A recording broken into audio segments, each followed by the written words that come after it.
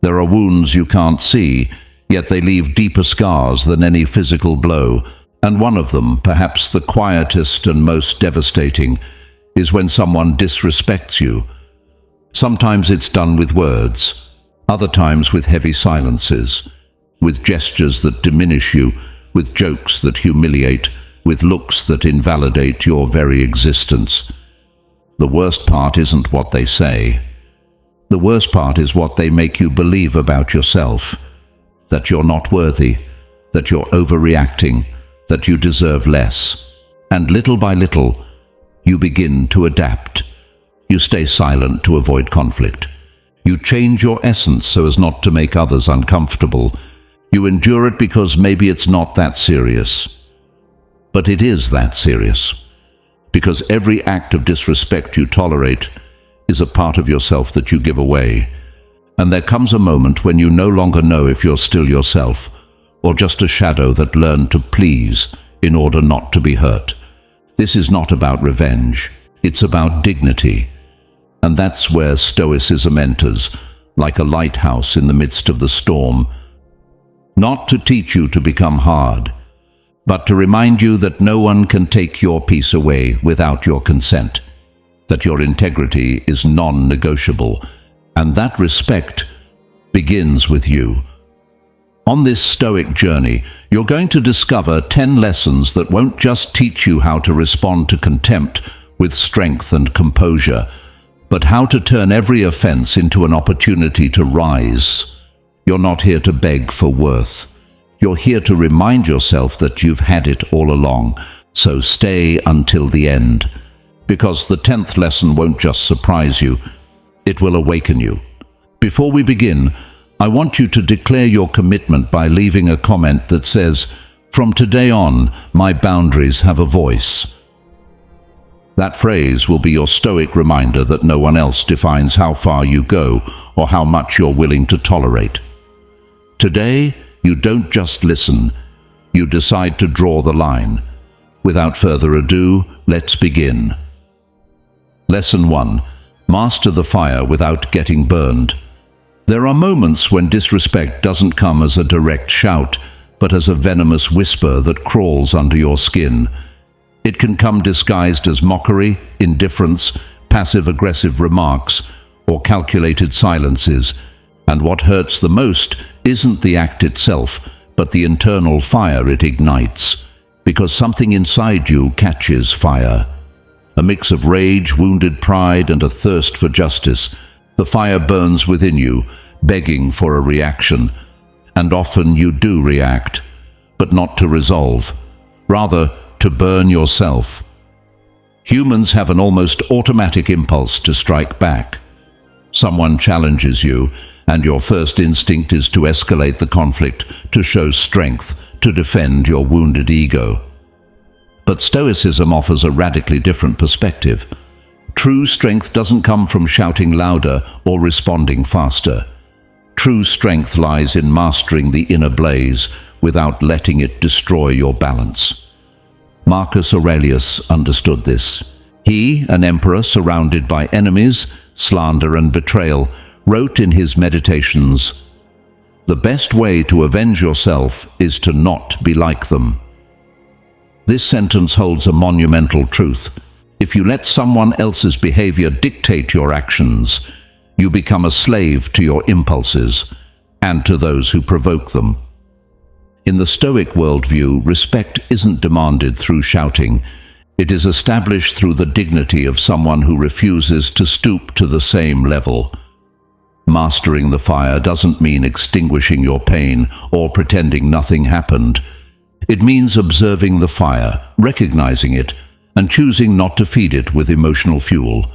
It means learning to respond with elevation rather than react with fury. Stoicism offers you a powerful tool for this, the pause. That moment of inner silence when you ask yourself, does this bring me closer to the person I want to be, or further away?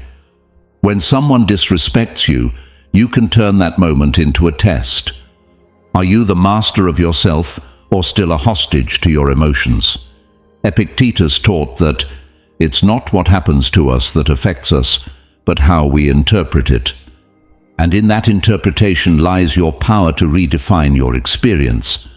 You can see the attack as an offense or as an opportunity to show your composure. Think of fire as a metaphor. It can destroy you or forge you. It can consume your peace or temper your character. Everything depends on your response.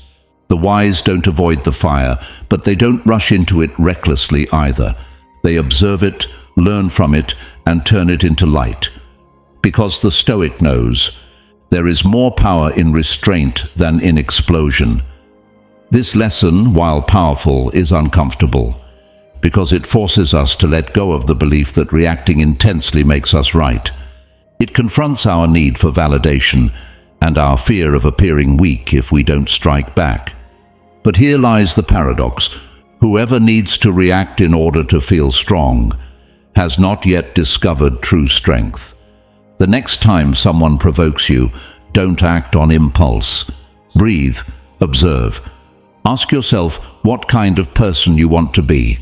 And if your answer is a free person, then know that your freedom begins the moment you are no longer a prisoner of your anger. When you manage to maintain your dignity while the other loses theirs. When you choose to master the fire without getting burned. Now that you've grasped this first lesson, pause for a moment and ask yourself a sincere question. How many fires have I ignited that I couldn't put out, simply because I didn't stop myself in time? Because if you can answer that honestly, you've already taken the first step toward your true strength. And in that strength, there is no place for the fire that destroys, only for the fire that transforms. Lesson 2. Turn the blow into wisdom. Disrespect comes in many forms, but all of them have one thing in common. They feel like an unexpected blow. Sometimes it's a critique disguised as advice. Sometimes a betrayal wrapped in smiles. Other times a word thrown with the intent to hurt, without any awareness of the damage it might cause. And you stand there in silence, feeling the impact. The blow has already landed. The question is, what will you do with it? The natural reaction is to clench your fist, to defend yourself, to hold a grudge, to become stone or a weapon. But that's the response of a wounded ego, not of a trained mind. Stoicism offers you something else. It doesn't deny the blow, but it redefines it. It invites you to use that impact not as an excuse to collapse, but as a spark to awaken. Because the wise person isn't the one who avoids all blows. It's the one who turns them into wisdom. Every time someone disrespects you, you face two paths: to react or to reflect. And most people react, out of impulse, out of pain, out of pride. But reacting only turns you into a puppet of the aggressor. It's like handing over the remote control of your mind to the person least worthy of it. What power does someone really have over you if they can shift your mood, your peace, and your behavior with a single offense? Epictetus put it with brutal clarity. Don't let the actions of others steal your peace. If they do, it's because you gave them permission. That doesn't mean excusing abuse. It means recognizing that you decide whether that disrespect defines you or teaches you. The blow can leave a mark or shape you. It can crush you or lift you. Turning the blow into wisdom is an act of deep inner freedom. It means looking at the wound, understanding where it comes from, and using it as a mirror. Asking yourself, what can I learn from this? Which part of me reacted, and why? What is this situation revealing about my boundaries, my values, my strength? An insult can teach you about your insecurities. A betrayal can show you who you've trusted more than you should have. A public humiliation can reveal how much power you've given to others' opinions. If you can see with the eyes of the wise, even the most painful blow has something to offer you, not as punishment, but as revelation. Marcus Aurelius, in his daily struggle as an emperor, didn't write to govern better. He wrote to understand himself, to avoid becoming a reflection of the world's violence, to prevent the chaos outside from becoming chaos within. His meditations are filled with phrases like, "What happens to you has already happened to others. Learn from it." And that's exactly what this lesson invites you to do, to learn how to turn damage into direction. Imagine someone who has been struck many times by life, and yet instead of becoming bitter, they become wise, not because they forgot what happened, but because they understood it. Because they accepted that you can't always control what comes your way, but you can always control what you do with it. That person isn't fragile. They are unstoppable. And that's what Stoicism seeks in you, that you become unstoppable. Not because you're hard, but because you're clear. Not because you're numb, but because you understand. Because in the end, whoever turns the blow into wisdom gains something that can never be taken away: the truth about themselves, the knowledge of their own power. So the next time someone disrespects you, don't think about revenge. Don't think about silencing them. Think about how to use that moment to grow. It might hurt. It might take a day or a week to process. But when you do, ask yourself, what can I learn from this that will make me stronger, wiser, and freer? Because that's what the wise do. They pick up every stone that's thrown at them and use them to build the path toward their best self. Your dignity is non-negotiable. If today you decide to end the cycle of humiliation and reclaim control of your inner life, subscribe. This is a refuge for those who will no longer accept being treated as less than they are. Learn to respond with firmness, with elevation, and with stoic wisdom. Don't let disrespect dim your essence. We continue. Lesson 3. Break the chain of impulse. There is a moment that changes everything. That exact second when someone disrespects you and you feel something inside ignite. It's fast, automatic, like a lightning bolt running through your body. Your heart races, your jaw tightens, and an inner voice screams, "Respond, defend yourself, don't let this slide." That instant is the true battlefield. Because in that tiny space between what you receive and how you react, your freedom is defined. If you give in to impulse, you're a slave. If you observe it and choose with awareness, you become the master of yourself. Stoicism doesn't ask you to become a cold stone that feels nothing. It teaches you to develop the ability to govern yourself, even when everything around you is trying to provoke you. Seneca warned us sharply, when the soul is carried away by anger, it is no longer a soul, it's fire without control. And how many times have we been that fire? How many times have we reacted without thinking, and later regretted it? Words you can't take back. Decisions made only to punish, not to resolve. Actions that, instead of protecting us, only exposed us. Breaking the chain of impulse is one of the hardest and most transformative lessons, because it's not about repressing yourself, it's about reconnecting with your true power, the pause. The pause is what allows you to choose your best self when everything around you pushes you to show your worst. It's that moment of clarity when you decide that your peace is more important than being right. When you remember that you weren't born to react like everyone else, but to act like the few who choose differently. And to do that, you have to observe yourself. Yes, observe yourself in the middle of the conflict, in the middle of the disrespect, in the middle of the emotional fire, because that's where the true stoic warrior appears, the one who doesn't flee from the fire, but doesn't get burned by it either, the one who knows that reacting with anger is giving control to the other person, that yelling, insulting, belittling is playing the same game as someone already lost in their own inner war. When you break the chain of impulse, you break the pattern. You stop the emotional inheritance that repeats scenes of conflict over and over again. You become someone who, instead of reacting as everyone expects, surprises with composure. And that's not weakness, that's mastery. Marcus Aurelius expressed it with clarity that still cuts through centuries. The best revenge is not to be like your enemy. And that phrase holds immense power, because it sets you free. You don't need to become like them. You don't need to lower yourself to prove your worth. You don't need to reflect their disrespect to assert your boundaries. Breaking the chain of impulse is not easy. It requires unlearning. It requires deep breaths when all you want is to hit back. It requires remembering that your dignity is not defended through shouting, but through silent strength. Through decisions that don't destroy, but protect. And when you manage to do it, something changes. That person who tried to provoke you doesn't get what they expected. They fail to shake your center.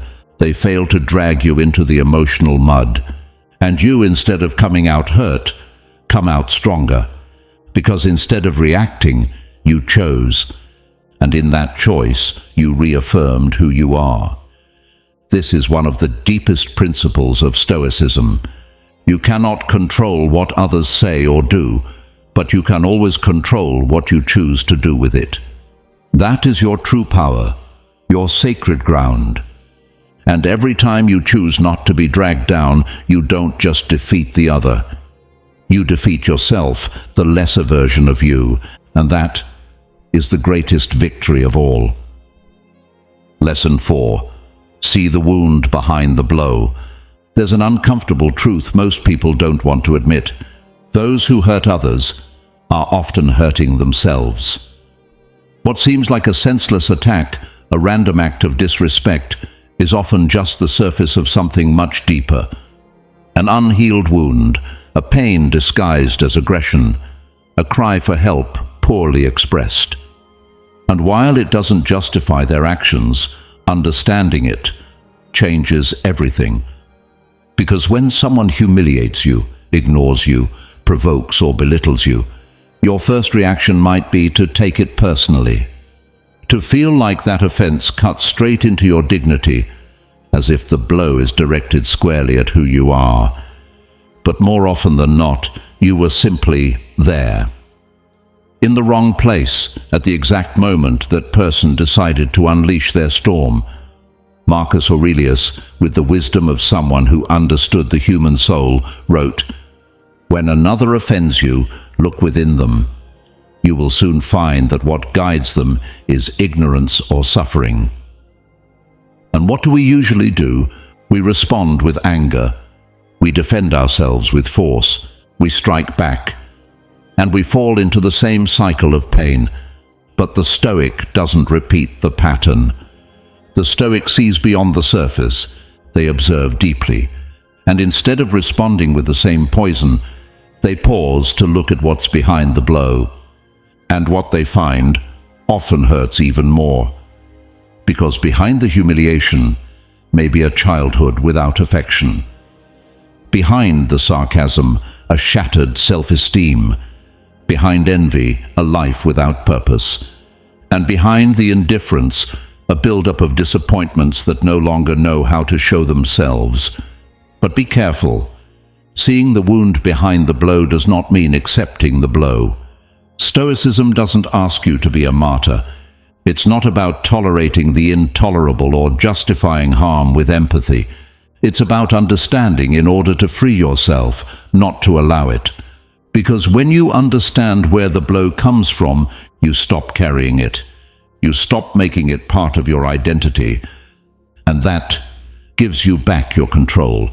You cannot heal someone who refuses to heal, but you can stop turning their wound into your pain. There's a story that illustrates this clearly. A wise man was insulted in public by an angry man. The sage looked at him calmly and said, "If someone offers you a gift and you don't accept it, to whom does the gift belong?" The man replied, "To the one who offered it." The sage nodded and said, then the same applies to your insult. I do not accept it. That is the power of someone who sees beyond the blow, because not every battle needs to be fought. Some only need to be understood. And when you're able to see the other person not as an enemy, but as someone broken, your compassion becomes a sword sharper than revenge, because it lifts you above the conflict. Epictetus taught that we should not be dragged down by what others do, but be guided by what we choose to become. And in that choice lies your true freedom, because while others remain trapped in their pain, you can live from your peace. See the wound, not to save it, but to avoid absorbing it. Don't become what hurt you. Don't react on their level. Don't let someone else's poison infect your essence. When you realize that the blow doesn't speak about you, but about the one who gave it, something shifts. Your soul is freed, your ego dissolves, and your wisdom rises. See the wound behind the blow, and choose not to become it. Lesson 5. Be the stone that does not bend. In a world that pushes you to react, that provokes you to explode, that challenges you daily with looks, comments, or acts of contempt disguised as carelessness, being the stone that does not bend is more than an attitude. It's a philosophy of resistance, a stoic way of standing firm in the midst of chaos. Because when someone disrespects you, the first temptation is to strike back. It's natural, it's instinctive, it's human. But that is exactly where the line is drawn, between living by reaction or living by choice. Because true power does not lie in making the other tremble, but in not allowing them to shake you from your center. He who controls his anger controls the situation, but more importantly, he controls himself. Picture a rock in the middle of a storm. The wind lashes against it, water surrounds it, lightning strikes nearby. But the rock does not scream, it does not move, it does not break, it simply remains. Because it wasn't made to please the weather, it was made to hold its form. That's what your character should be. Marcus Aurelius said it with brutal clarity. The best revenge is not to be like your enemy. And that is not passivity. It is emotional supremacy. It is rising above the muddy ground of conflict. It is having the courage not to lower yourself, even when every fiber in your body demands a visceral response. But this does not mean you ignore the damage or become indifferent. It means you choose your moment, your energy, your dignity. Because one who acts out of rage loses precision, and one who loses precision gives up control. A rock is not defined by what strikes it, but by what it withstands without breaking, and the same applies to you. Your worth is not shown in what you say when everything is fine, but in what you choose not to say when they try to drive you mad, when they provoke you, when they're waiting for you to explode so they have an excuse to point the finger. Do you know what happens when you react violently to contempt? You hand them the perfect script to justify their disrespect. You give them the argument they wanted to paint you as the problem. But if you stay firm, refusing to play their game, you take away their power. You show them their strategy is useless, that your integrity is not for sale. Seneca said that the dignity of the wise does not depend on others' approval, and you don't need validation from someone who has already proven they can't see your worth. You're not here to teach manners to those who don't want to learn. You're here to protect your peace, to guard your energy, to become the kind of person who doesn't need to impose, because their presence already commands respect. And yes, they will judge you for it. They'll say you're cold, that you're distant, that you're arrogant, because it hurts them not to have access to your emotions, because they don't understand that your calm isn't indifference. It's mastery. Don't confuse reaction with justice. Don't confuse silence with submission. Don't confuse composure with weakness. The stone that doesn't bend isn't hiding, it's prepared. And if you're still wondering whether it's worth resisting instead of striking back, ask yourself this: how many times has an emotional outburst left scars you later regretted? How many times, just to have the last word, did you say the one that hurt you most? Being firm doesn't mean staying silent about what matters. It means not wasting your voice on what doesn't. Being strong doesn't mean shouting louder. It means maintaining your peace when the world wants to tear it from you. That is Stoicism. That is being invincible. The stone doesn't explain itself. It doesn't justify itself. It doesn't beg to be understood. It simply is. And that is its strength. In a world where everyone reacts, you choose to remain firm.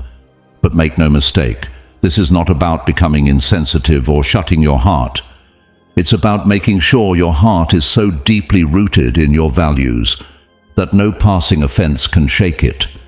It's about knowing that someone who disrespects you does not deserve to rule your emotions, to dictate your day, or to rewrite your story. Those who attack without reason expose themselves. You, on the other hand, reveal yourself through how you respond. And that is your power, to remain unmoved when they want to see you fall, to stay afloat when they try to drag you under, to remain yourself when everyone expects you to lose control. And now that you know it, engrave it within. Being the stone that does not bend is not rigidity. It is loyalty to yourself. And loyalty to yourself is the highest form of respect. Are you ready to stop breaking for things that no longer deserve your energy? Lesson 6. What you can't control can't destroy you. There are battles that aren't won through strength, but through clarity. And one of the most exhausting, silent, and treacherous battles you can face is the one where you try to control the uncontrollable. We want to be respected. We want to be told the truth. We want our value to be recognized. We want others to respond as we would. We want the world to have the decency to treat us with the dignity we give. But life, cruel in its lessons and wise in its design, doesn't work that way. And it's in that expectation where suffering begins. Because pain doesn't come from what happens. It comes from what we believed should have happened. It's not what unfolds that breaks us. It's what we expected instead. And there, in the gap between reality and hope, we often lose our peace, our self-respect, and our capacity to act wisely. Stoicism, far from being cold or passive, is a brutal tool for clarity. Epictetus carved it in stone. There are things that depend on you and things that don't. That line, so simple and so sharp, divides your life in two. What you can change, and what you must learn to let go. Did someone disrespect you? You can't undo it. Did they lie about you? You can't correct every word. Were you betrayed? You can't force loyalty. But what you can do is decide what space that offense takes in your mind. You can choose whether to become a slave to that wound or a master of your response. Because when your peace depends on what others say or do, you surrender to their will. You hand them the keys to your emotions. You give them power over your day, your night, your energy. And there, without even realizing it, you are being destroyed by something you cannot control. Marcus Aurelius, Emperor of Rome, knew this better than anyone. Surrounded by betrayals, wars, envy, deceit, he chose each day to focus on his mind, his virtue, his serenity, his discipline, not because it was easy, but because it was the only thing that truly belonged to him. And you can do the same. You are not a victim of the external. You are the owner of your inner world. And if you understand that what you can't control must not govern you, you will have conquered what most people never do: emotional freedom. This doesn't mean becoming indifferent or excusing the inexcusable. It means placing your energy where it actually matters, It means that instead of wasting yourself trying to be respected, you decide to live with such integrity that your life becomes a silent lesson in dignity. The disrespect of others is not a sentence on your worth. It's a mirror of their chaos, not a measure of your value. What they say, what they think, what they whisper doesn't build you, and it can't destroy you. What builds you is what you choose to believe about yourself, and what destroys you is forgetting that. Remember this: people who can't control their own life will try to control yours. Those who have no command over their mind will try to invade yours, but you're under no obligation to open the door. You can block the path without closing your heart. You can protect your peace without losing your humanity. Power does not lie in controlling others, but in not allowing others to control you, even when they try. And if you ever doubt it, if you find yourself falling back into the cycle of trying to control everything to avoid pain, return to this essential question: does this depend on me? If the answer is no, your duty is not to change it, but to release it. Be like the Stoic sailor, who in the midst of the storm doesn't try to command the sea. He adjusts the sails, secures the helm, and keeps navigating with calm, because he knows he doesn't control the wind, but he does decide where to steer. The world will remain unpredictable. People will continue to fail. Judgments will keep coming. But as long as you have clarity about what depends on you and what doesn't, you will be indestructible within, even if everything outside collapses.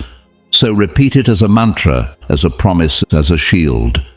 What I can't control has no right to destroy me, because where your control ends, your true power begins. If you've made it this far, it means you're ready to reclaim the respect you deserve. Subscribe and comment, "My dignity is not negotiable," to reaffirm your commitment to a life of firmness and awareness. This is only the first step to building a life where your peace doesn't depend on anyone else. When we reach the 9th lesson, you'll discover a turning point that might forever change the way you face disrespect. Don't miss it. It might be the boundary that marks your rebirth. Lesson 7. Respond with poise, not with anger. There's a fine line between reacting and responding, and on that line, a person's character is defined. You don't need to shout to command respect. You don't need revenge to reclaim power, because there's something far more impactful than striking back, not striking at all, and still standing, firm, intact, superior. Anger is a fire that ignites easily. A few hurtful words, a scornful gesture, an unexpected betrayal, these are enough. And then you feel it. That heat rising in your chest, that urge to retaliate in kind, to prove you're not weak, to serve justice with your own hands. But that reaction, as human and understandable as it is exactly what the other person wants. It's what brings you down to their level. It's what makes you equal to the one who hurt you. Stoicism understood this from its very roots. He who masters his anger masters his destiny. Seneca wrote, "Anger, even when justified, becomes your executioner if you don't know when to let it go. Because every time you act from anger, you're not choosing, you're being dragged. You're not leading your life. You're being ruled by an impulse that often leaves behind more ruin than justice. And this doesn't mean you should become submissive or incapable of defending yourself. It means you understand something most people don't. True strength doesn't lie in hitting harder, but in not needing to. Because the one who provokes your anger is trying to pull you into the arena where they feel at home. And if you fall into it, you've already lost. Respond with poise. This doesn't mean staying silent. It means choosing your words like refined blades, not like stones hurled without aim. It means speaking with truth, not with poison. It means keeping your composure while the other loses theirs, because in that difference lies victory. Picture this: someone falsely accuses you, yells at you, humiliates you. You have every reason in the world to explode, and yet you breathe, you observe, you think, and you respond with firmness, without losing your elegance. That moment is worth more than 1,000 speeches. That moment teaches, disarms, and often it unsettles more than any scream. Marcus Aurelius, surrounded by conspirators, false allies, and hidden enemies, wrote in his Meditations, "When someone wrongs you, ask immediately, 'What virtue does this situation require of me?' He didn't say, 'What punishment do they deserve?' but 'What virtue is demanded of me?' And that's the difference between the wise and the reactive. Anger seeks punishment. Poise seeks transformation. And sometimes the person who offends you isn't even trying to hurt you. They're trying to validate their own misery, because those who are filled with pain tend to inflict pain. And those who don't feel worthy need to bring others down. It's not personal, it's existential, and you can choose not to play that game. The Stoic understands that justice isn't always immediate, but inner justice is. And when you respond with poise, you don't just protect yourself from emotional destruction, you elevate your soul above the mud of the ordinary. You lead by example, you build silent respect, and you become invulnerable to someone who only has shouting and insults as their weapons. So what does it mean to respond with poise, practically speaking? It means pausing for a moment before you speak. It means thinking about who you want to be, not just about what you feel. It means choosing a phrase that heals or teaches, not one that humiliates. It means walking away, if needed, without that meaning defeat. Because sometimes silence is the most powerful answer. Sometimes the wisest act is not to enter the fight at all. That doesn't make you less. It makes you more in control of yourself, more aware, more respected. Because respect imposed by fear eventually crumbles. But the kind of respect born from your integrity, that stays forever. So the next time anger tries to take the wheel, ask yourself this Stoic question: am I being free, or am I being a slave to my emotions? Then remember, their anger speaks about them, but your poise speaks about you.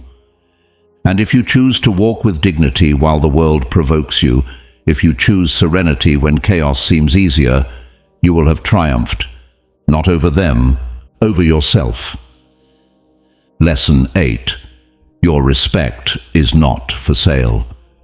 There are moments when the price of being accepted seems to be your own dignity, and the most dangerous part is that at first you don't even notice.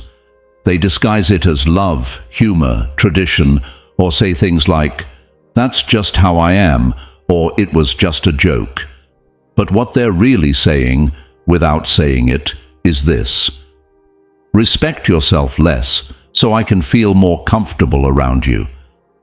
And if you're not alert, you accept the deal. You give in once, and the other person learns they can push you without consequence. You give in twice, and they start pushing harder. A third time, and respect vanishes. Not with a blow, not with a scream, but silently, through every boundary you didn't set, every forced smile you gave while feeling humiliated, every time you let something slide that deep down you knew was unacceptable. For a Stoic, respect isn't a luxury, it's the foundation. It's the solid ground from which one can live with integrity. Marcus Aurelius, emperor and philosopher, made it clear when he wrote, "If it is possible for me to act with respect for myself, then nothing and no one can enslave me." And you, how many times have you mortgaged your self-respect just to avoid conflict, to preserve a relationship, to not seem difficult? How many times have you accepted mockery disguised as closeness, criticism wrapped in politeness, or contempt masked as irony, just to keep the peace? Each time you allow someone to treat you below the level of respect you deserve, You're signing a silent contract that says, "This is the treatment I accept. This is how I can be spoken to. This is the value I hold here." And if that contract isn't broken in time, it becomes the norm. Now, respect is not demanded through shouting, punishment, or moral superiority. It's built through consistency. It's defended with boundaries, and it's cultivated from within. Stoicism doesn't ask you to be cold or distant. It asks you to be conscious, to understand that kindness does not mean allowing abuse, that patience is not the same as tolerating disrespect, and that real love will never ask you to disrespect yourself just to sustain it. Some people will only begin to value you the day you dare to say, "This is the line," not because they've changed, but because they finally see that you have, that you're no longer emotionally available to those who only drain, that you're no longer willing to bargain your worth at tables where it was never seen. And no, you don't need to make a scene. You don't need to give long-winded explanations. Sometimes a firm phrase is enough. "That doesn't work with me." Or a silence filled with dignity, one that speaks louder than 1,000 justifications. Because your respect is not for sale. It's not exchangeable for attention, affection, or companionship. The phrase "that's just how I am" does not justify disrespect. "I didn't mean it seriously" doesn't erase the hurt. "You're too sensitive" isn't an excuse to wound. And love, if it's real, will never make you feel small, ridiculous, or unworthy. Respect begins with you. It begins when you look in the mirror and decide not to allow yourself less than you know you're worth. It begins when you understand that no one has the right to define you, to condition you, or to make you feel like you have to earn the right to be treated with dignity. And once you truly understand that, something changes. You no longer need everyone to like you. You just need to respect yourself. Because when you respect yourself, you inspire respect. When you draw boundaries, you teach others how to treat you. And when you take full responsibility for yourself, you attract those who resonate with your frequency. So ask yourself, how many times have I sold my self-respect for the illusion of belonging? How many people have I allowed to speak to me in ways I would never use with someone I care about? Maybe it's time to reclaim that respect, to put it back in its rightful place, as the minimum standard, not a reward, as your shield, not a bargaining chip, because you are not a product. You are not here to please, or to earn the approval of those who cannot see your worth. You are here to live with integrity, to walk with your head held high, and to declare, through your actions, what your words no longer need to shout. My respect is not for sale. If you can't treat me as I deserve, you don't deserve to be close to me. Lesson 9. Forgiveness is your freedom, not their absolution. Forgiving doesn't mean forgetting. It doesn't mean justifying what they did to you. And it certainly doesn't mean reopening the door to someone who once entered only to destroy. Forgiveness, in its deepest form, has nothing to do with the other person. It has everything to do with you, with what you carry, with what you drag along, with what you still hold on to, even if it seems invisible. Disrespect leaves scars. Some are visible, others aren't, but they all weigh heavily. And the most tragic part is that often the one who hurt you is no longer the one imposing that weight. It's you, with every step, with every memory, with every thought where you relive the moment and tell yourself what you should have said, what you should have done, what you should never have allowed. And without realizing it, you become the guardian of your own pain.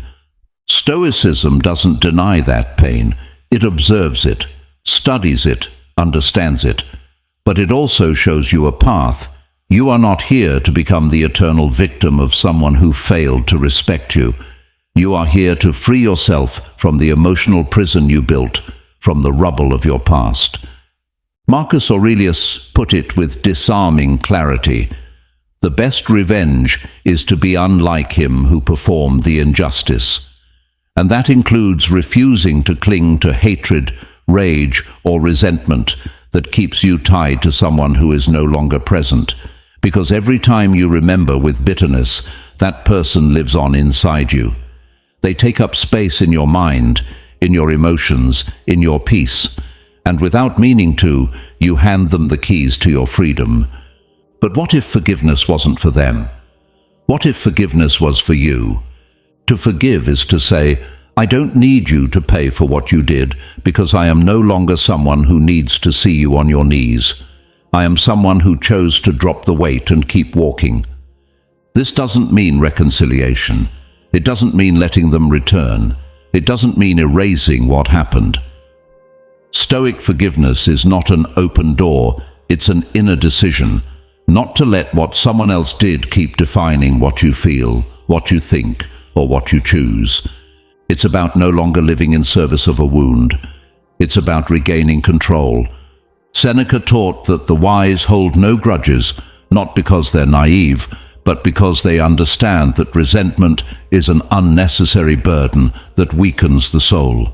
And you're here to grow stronger, not to waste yourself on battles that no longer serve you. Resentment is like drinking poison and expecting the other person to suffer. And you're no longer here to destroy yourself silently for what someone else chose to do with their darkness. Does that mean everything deserves forgiveness? Number. It means you decide which wounds deserve healing and which no longer deserve your attention. Forgiveness is the opportunity to look forward without the shadow of what was. It's refusing to let an act of disrespect become the main narrative of your story. Because you are not that wound. You are what you choose to do with it. There are people who will never apologize, who will never admit the damage they caused, who will move on with their lives as if you had no right to feel betrayed. And that's okay. You don't need their remorse to close the cycle. What you need is your own decision, your strength, your choice to let go. Stoicism doesn't demand coldness. It demands clarity. It doesn't ask you to forget. It asks you to stop reliving what keeps you from moving forward. So today maybe you don't forgive out of kindness. Maybe you don't forgive out of understanding. Maybe not even out of compassion. Today you forgive out of self-respect. Because now you understand that holding on to it means staying at war with a past you can't change. Forgiveness then doesn't mean saying it's okay. It means saying, this no longer has power over me. It's claiming your peace, returning to yourself. It is, as Epictetus said, remembering that the real harm is not what someone did to you, but what you choose to do with it. And if you choose to turn it into a lesson, into strength, into clarity, then they didn't win. You did. Because forgiveness is not their absolution, it's your freedom. And once you're free, no one can use your pain against you again. If this wisdom is helping you reclaim your inner strength, subscribe and become part of this space dedicated to fortifying your mind, your dignity, and your peace. Here, we learn to set boundaries with wisdom and to defend what must never be negotiated. Lesson 10. The one who hurt you does not define who you are. Sometimes, what hurts the most is not the blow itself, but what we believe that blow says about us. Betrayal becomes a sentence, abandonment, a judgment, humiliation, a broken mirror we keep using to define ourselves. And so, without realizing it, we let the wrong hands write the story of who we are. Let me say it clearly. The one who hurt you has no right to define you, but you, from your pain, might be giving them that power. Because there are words that leave scars, gestures that feel tattooed onto your memory, acts of contempt that echo through your thoughts. And if you're not fully awake, you start repeating them to yourself as if they were true. I wasn't enough. Something in me failed. Maybe I deserved it. You don't say it out loud, but you feel it. And in that silence, the real wound begins. Stoicism isn't a philosophy to harden you. It's a philosophy to awaken you, to remind you that you are not what others do to you. You are what you decide to do with that your essence does not change just because someone couldn't see it, that your worth doesn't decrease because someone else ignored it, that your identity isn't in the hands of the one who failed you, but in your ability to rebuild yourself. Marcus Aurelius put it with brutal clarity. You have power over your mind, not outside events. Realize this, and you will find strength. And that strength begins when you stop treating others' opinions as absolute truths, when you stop letting those who belittled you define your limits, when you understand that the respect you didn't receive says nothing about you. It speaks only of them. What someone did to you was their decision. How you rise from it is yours.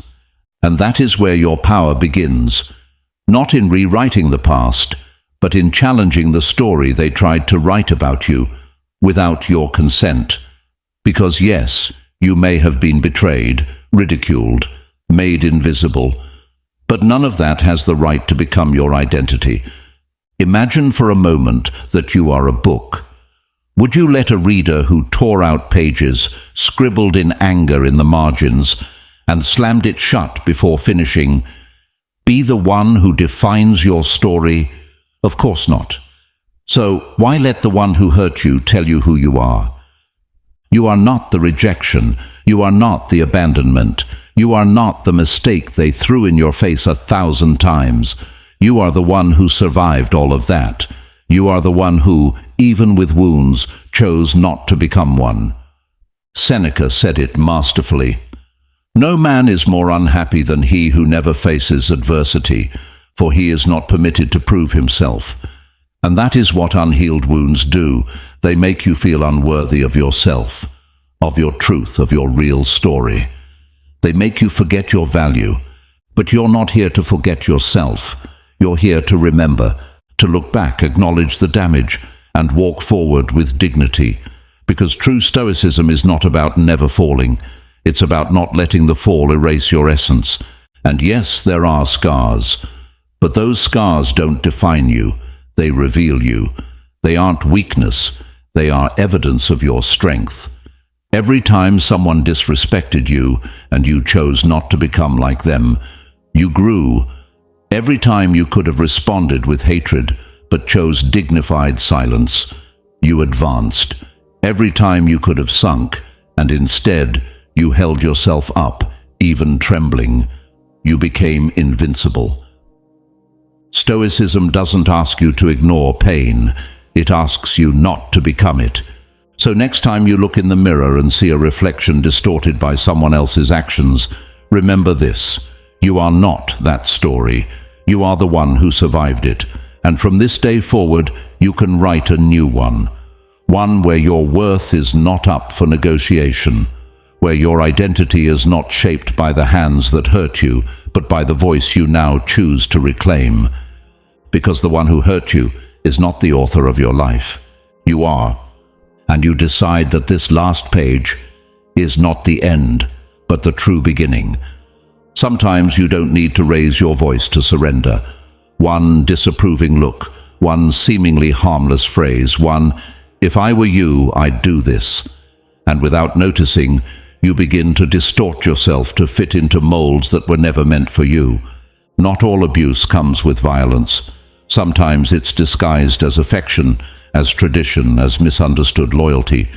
Sometimes the one who says they love you is also the one who pushes you to forget who you are. And you, in a desperate attempt to be loved, start to disappear in fragments. You tolerate small humiliations, postpone your desires, justify what hurts, minimize what is unacceptable, all to keep someone who, paradoxically, never held you whole. True respect is not requested.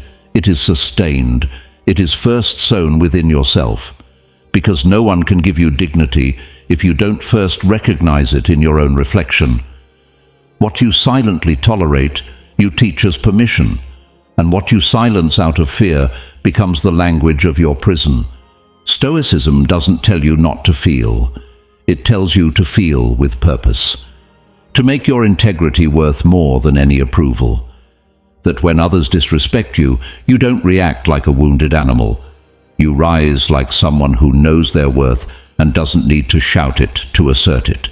That your response isn't noise, but elevation. That your answer isn't revenge, but firmness. Because in the end, what you define as a boundary teaches the world what you are not willing to negotiate. And if you don't define that, someone else will do it for you. You weren't born to silence your voice to maintain the comfort of those who can't handle your truth. You came to be the dissonant note that changes the melody of what's been established. And yes, that hurts. It makes people uncomfortable, it distances you, but it also liberates you. So before closing this Stoic session, ask yourself this question as if looking in a mirror. What part of yourself have you been sacrificing just to preserve a piece that doesn't even belong to you? Leave your answer in the comments. The most honest and transformative one will be pinned as the Stoic reflection of this session. Your story may be the light someone else needs to awaken. I'm looking forward to reading your stories of growth and overcoming. Share your victories, your struggles, and your experiences in the comments. If you don't know what to say, just write. Respect begins with me. That will be your sign that you've completed this session. And don't forget to subscribe if this message resonates with you and your values for living with Stoic wisdom. Your voice is essential here. Every reflection strengthens and uplifts our community, reflecting the true value of each individual and contributing to our shared Stoic identity. Joining this Stoic community is about breaking the chains that limit you and building an inner fortress no one can tear down. Is there a topic you'd like to explore more deeply? Let us know in the comments. Also, we've prepared a pinned comment where you'll find more about us and valuable resources to help you integrate Stoic principles into your daily life. This is your call to take the next step toward a life of meaning. We'll see you in our next gathering here at Stoicism for Winners, where we'll continue to explore the wealth of Stoic wisdom applied to modern life. Now take this opportunity to expand your understanding with more recommended sessions.